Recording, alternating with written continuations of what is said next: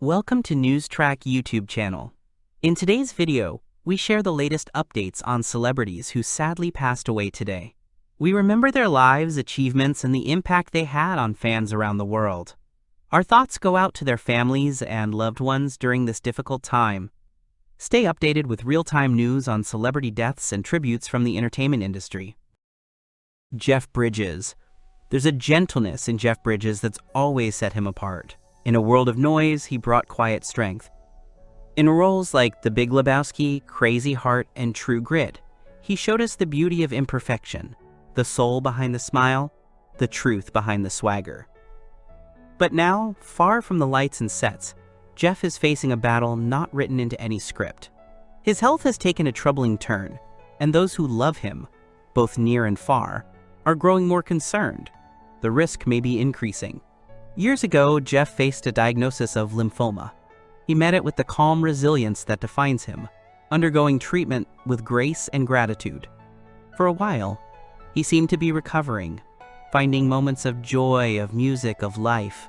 But illness has a way of lingering, and now his strength is waning again. The days are more delicate. The body that once carried stories across decades now requires rest, care, and quiet. Yet even in this vulnerable moment, Jeff's spirit remains soft, steady, full of light. He still offers kindness to those around him, still reflects with wonder at the life he's lived. And we, as his fans and admirers, reflect too, on the art he's given us, on the depth he brought to every role, on how he made us feel. It's painful to watch a man so full of soul face something so unforgiving. But in this silence, there's also reverence. Jeff Bridges was never just a great actor. He is a man of rare warmth, humility, and depth. And as his health becomes more fragile, we hold him closer in our hearts. We send love, we send strength, and we say thank you for the laughter, the tears, the music, the wisdom, for reminding us that even in life's hardest chapters, there is beauty. Stuart Frank. Stuart Frank dies at 66. A well-known musician with roots in mid-Michigan has died. Stuart Frank died Friday from complications related to a stroke he suffered in 2019. He was 66 years old. Frank was born in Saginaw and moved to the Detroit area. He recorded 12 albums in all and did opening shows for Bob Seger and Eddie Money. Frank father served as Saginaw's mayor in the 1960s. I know it's a big ask, but can you come? Especially since it's the middle of winter? Can you come out and sing this with me? And he said, absolutely, she said. In the end, you don't regret what you did, you regret what you didn't do, so get busy. Frank was busy with life in the mid-90s when he had a hit with Kiss Kiss Bang Bang. Even Bruce Springsteen sang a Frank song. I was impressed, and I think he is good guy, said Jack. Stuart can make anything happen. You know, I mean, yeah, like let's get Bruce to sing with me, okay? Sadly, his health would deteriorate with leukemia and a bone marrow transplant. He then died from complications related to a stroke that he suffered back in 2019. So it felt like a sucker punch in the way you know it's coming. You wish you would have seen him more, Jack said. You wish you would have talked to him more. All those things just come rushing through. Samuel French. Samuel French dead at 45. Samuel French, who starred alongside Robert De Niro in Killers of the Flower Moon, died on May 10th following a battle with cancer, his friend Paul Sinecor confirmed. Samuel was 45. According to Paul, who spoke to The Hollywood Reporter, Samuel battled a cancer that spread through his body over the past couple of years and died before the release of their upcoming film Towpath. Samuel was a dear friend and an incredible actor, Paul told the outlet in a statement published May 12th. Towpath wouldn't exist without him, and the incredible intensity he brought to the role of Det. Bernard Crook set the tone for the entire film. Together we were on an extraordinary journey, giving everything we had to realize a shared creative vision. Samuel carried a fire for acting that burned in every frame, unfiltered, fearless, and alive. He gave himself completely to the work, and it showed, the writer-director continued. I am deeply saddened by his loss, and only wish he could have seen the final cut. He was one of a kind, and he will remain in our hearts forever. Samuel, who is a native of Texas, starred alongside Leonardo DiCaprio and Lily Gladstone in Martin Scorsese's 2023 film Killers of the Flower Moon as FBI agent C.J. Robinson. Prior to his death, Samuel filmed Towpath, which was directed by Paul and starring Eric Roberts. In the film, the late actor played a detective who investigates a murder in a small town during the civil rights movement. Samuel's other notable roles include Fear the Walking Dead, Pegasus, Pony with a Broken Wing, and Texas Rising. 2 weeks before his death, Samuel celebrated winning Best Supporting Actor at the 2025 Cowpokes International Film Festival. Larry Lee. Larry Lee dies at 78. The Ozark Mountain Daredevils announced the passing of one of their founding members, Larry Lee, on Sunday, May 11th. According to the band's website, the band started in 1971 in Springfield, with musicians Larry Lee, Steve Cash, Michael Soup Granda, John Dillion, Buddy Brayfield, and Randall Chowning. Springfield Rotary Club to award grants to several organizations. The band is known for songs such as Jackie Blue and If You Wanna Get to Heaven. Larry was a gracious and caring man, and as we reflect on his legacy, we choose to believe that the world was a better place because he cared for it and his friends so admirably. The band said in a social media post, "His lyrics will live forever, and we will proudly continue to celebrate his life by playing those songs on stage." Larry Lee was 78 years old. Larry Lee, a founding member of the Ozark Mountain Daredevils who penned the hit Jackie Blue with late bandmate Steve Cash, died early Saturday in Springfield. News of the loss spread quickly, reaching members of the current band on tour in Wisconsin. "It was unexpected for all of us," said manager Dwight Glenn, who confirmed the death of the band's longtime friend and brother. Koyo Kuo. Koyo Kuo dies at 57.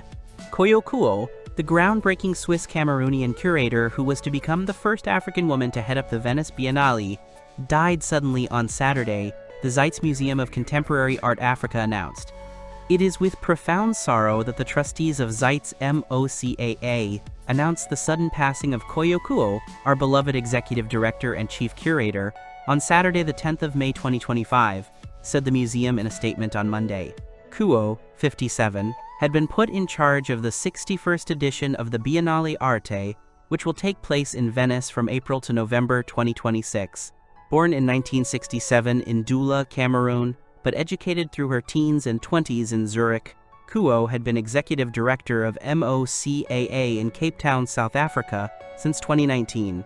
It holds the continent's largest collection of contemporary art. She was previously the founding artistic director of Raw Material Company, an art center in Dakar, Senegal, which had a big impact on her. "It's the place I came of age professionally, where I really became a curator and an exhibition maker," she recently told the Financial Times. "Dakar made me who I am today."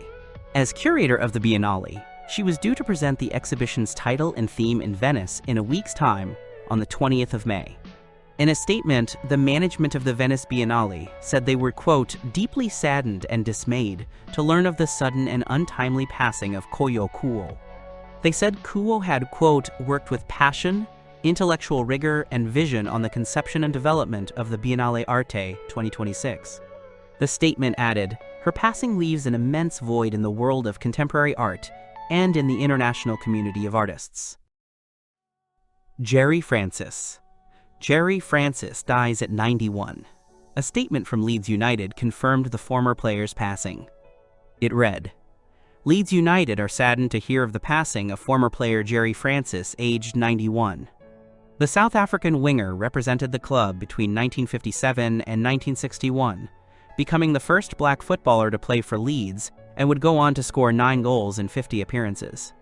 A true pioneer, Francis was also the first black South African to play in England's top division and featured in Don Revie's opening match in charge of Leeds, alongside Billy Bremner and Jack Charlton in March 1961 against Portsmouth. Having left his homeland during the height of apartheid, Jerry swapped his role in a shoe manufacturing company to become his country's second black footballer to play abroad professionally. The attacker would welcome the signing of compatriot Albert Johannesson, with whom he would share the pitch on 3 occasions on opposite flanks, and was best man at his wedding. Following his time at Elland Road, Francis then joined York City before moving on to Tunbridge. Jerry passed away over the weekend in Canada, surrounded by his family. Francis first played in the segregated leagues of apartheid-era South Africa and arrived in England after Steve McConey signed for Coventry City to become Europe's first black South African player. In 1956, Francis's friend wrote to Leeds United about the winger, and the club agreed to offer him a trial. He traveled from his home on the outskirts of Johannesburg, played in a trial game, joined the reserves, and duly signed as a professional at Elland Road in 1957. A YEP report said, Francis, who is 5 feet 8 inches and 10 stone 7 pounds, and a shoe repairer by trade. Matthew Best. Matthew Best died at 68. Born in 1957, Matthew Best studied as a choral scholar at King's College, Cambridge, and at the National Opera Studio. In 1973, at the age of 16, he founded the Corydon Singers. Almost 20 years later, he formed the Corydon Orchestra, which went on to make over 30 acclaimed recordings on Hyperion. In 1980, Best made his professional debut at the Royal Opera House, Covent Garden, as a company bass. He later performed nearly 100 operatic roles in over 100 cities worldwide. He was a regular guest artist for all the major UK opera houses, singing the roles of Wotan in the complete Wagner Ring cycle, The Flying Dutchman, King Mark, M. Fortis, Kurvenal, King Heinrich, Scarpia, and Joshanen, and premiering new works by Jonathan Harvey, Julian Anderson, and Kaija Saariaho. In 1979, he conducted the premiere of his operetta Alice, based on Lewis Carroll's Alice in Wonderland, in Cambridge. He also made guest appearances with the English Chamber Orchestra, Northern Sinfonia, City of London Sinfonia, and BBC Singers. In 2015, he joined the Royal Northern College of Music as a professor of vocal studies, remaining in post until August 2024. He led his final performance in March 2025, conducting the Academy Choir and London Mozart Players. The following month, he was presented with a fellowship of the RNCM in acknowledgement of his distinguished career. Matthew was an exceptionally inspirational teacher and musician, and it was a huge privilege to have him on our team, RNCM Head of Vocal Studies and Opera Lynn Dawson said in a tribute. He is greatly missed by our staff and students, and our thoughts remain with his family at this very sad time. Sabu. Sabu died at 60. Wrestling legend Sabu, known for revolutionizing hardcore wrestling with his brutal in-ring style, has passed away at the age of 60, WWE confirmed on Sunday. Born Terry Brunk, Sabu gained a cult following through his daring, high-risk performances and violent matches that pushed the boundaries of professional wrestling. His final match took place in Las Vegas during WrestleMania weekend, where he faced Game Changer Wrestling's Joey Janela in a no-ropes barbed wire match, emblematic of his hardcore legacy. WWE is saddened to learn that Terry Brunk, known to wrestling fans as Sabu, has passed away, the company said in a statement. WWE extends its condolences to Sabu's family, friends, and fans. Game Changer Wrestling GCW also paid tribute, stating, "He was an outlaw and a game changer. He inspired so many that stepped inside a GCW ring, and he will continue to inspire for generations to come. His legacy will last forever, and he will never be forgotten. Rest in peace." And long live Sabu. Sabu was the nephew of wrestling legend Ed Farhat, known to WWE fans as The Sheik, and carried on the family's wrestling tradition with fierce intensity. Over his decades-long career, he competed in numerous promotions around the world, including ECW, WCW, WWE, NJPW, FMW, TNA, XPW, AJPW, BJW, and AEW, among many others. Sabu left an indelible mark on Extreme Championship Wrestling, ECW, where he helped define and popularize hardcore wrestling. He was a Triple Crown champion in ECW, capturing the ECW World Heavyweight Championship twice, the ECW World Tag Team Championship 3 times, and the ECW World Television Championship. He also held the FTW Heavyweight Championship. Larry Miller. Larry Miller dies at 79. Larry Miller, a two-time ACC Player of the Year for North Carolina and 2022 inductee in the College Basketball Hall of Fame, has died. He was 79. The UNC Athletic Department said Miller died Sunday in Bethlehem, Pennsylvania. No cause of death was given. An athletic department spokesman said Miller was in hospice care and dealing with medical issues for some time. Miller, a native of Catasauqua, Pennsylvania, was a star forward on Coach Dean Smith's first two Atlantic Coast Conference championship and Final Four teams in 1967 and 1968. He earned first-team All-America honors both seasons and was a consensus pick in 1968, along with UCLA's Lou Alcindor, Houston's Elvin Hayes, LSU's Pete Maravich, and Louisville's Wes Unseld. Miller scored in double figures in 64 consecutive games, still a UNC record. Miller scored 1,982 points in 3 seasons and averaged 21.8 points, the 5th highest by a Tar Heel. In one of his most memorable performances, he scored 32 points on 13 of 14 shooting from the field in an 82-73 victory over Duke in the 1967 ACC championship game. Led by Miller, Carolina went 70-21, including 32-10 in ACC regular season play from 1965 to 68. The Tar Heels were number 4 in the final Associated Press polls his last 2 seasons, the first time Carolina was ranked in the top 10 in the final poll in consecutive seasons. Miller played 7 years in the ABA and set the league's all-time single-game record with 67 points. Kevin Bruder. Kevin Bruder dies at 56. Kevin Bruder, the longtime president and CEO of the Utah Grizzlies, died Sunday at the age of 56, the team announced Tuesday. It is with profound sadness that we share the sudden passing of Kevin Bruder, the East Coast Hockey League club said in a social media post. The team said Bruder died Sunday while enjoying the Utah outdoors, but did not provide further details. Kevin's greatest joy was his family, and he is survived by Susan and their 4 beloved children, Allison, Emily, Joel, and Christopher, the statement says. Bruder was named the general manager of what is now known as the Mavericks Center in 1997 and picked to lead the Grizzlies in 2005. He was elected chairman of the ECHL Board of Governors in 2021. Kevin's commitment to the ECHL over the past 20 years has helped lead the league and grow to where it is today, ECHL Commissioner Ryan Krellin said. He was always steady, rational, and willing to work for the benefit of the greater good.